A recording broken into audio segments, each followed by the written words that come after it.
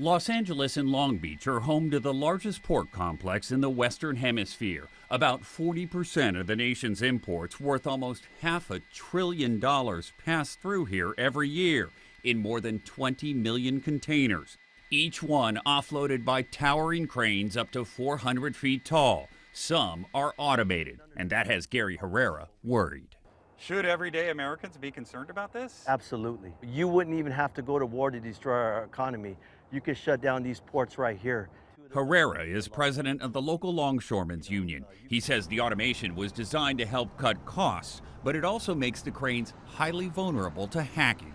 When you have a robot and we don't have the ability to go and override that, we become at the mercy of whoever's on the other side controlling that robot. On the other side, a Chinese state-owned military contractor. Shanghai Zhenhua Heavy Industries, or ZPMC, built nearly 80% of the ship-to-shore cranes at U.S. ports. A year-long congressional investigation revealed everything the crane does and moves can be monitored by the Chinese government. Some ZPMC cranes can even be controlled remotely and, in a worst-case scenario, shut down entirely. Our supply chain for food would be disrupted. Think of empty shelves on grocery stores. Think of manufacturing grinding to a halt. Tennessee Representative Mark Green chairs the Committee on Homeland Security and says the investigation uncovered unauthorized cellular modems like this one hidden on some ZPMC cranes that could bypass port firewalls. These weren't in the design specs, and they got placed in there without telling anybody.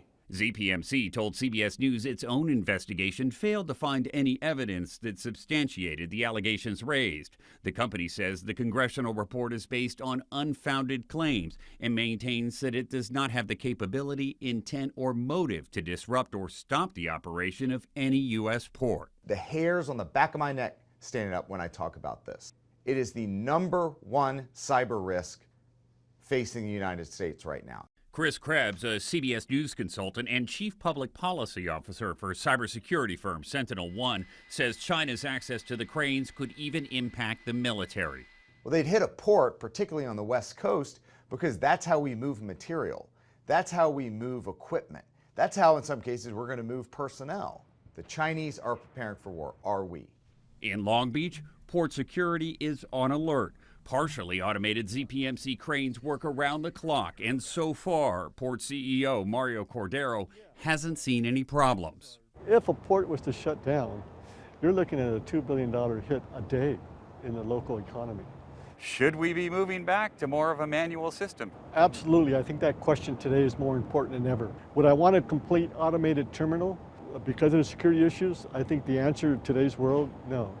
The Biden administration committed $20 billion to upgrade port security and start replacing ZPMC cranes. And today, the Trump administration told us they want American-made equipment to handle cargo at U.S. ports. For Eye on America, I'm Carter Evans in Long Beach, California.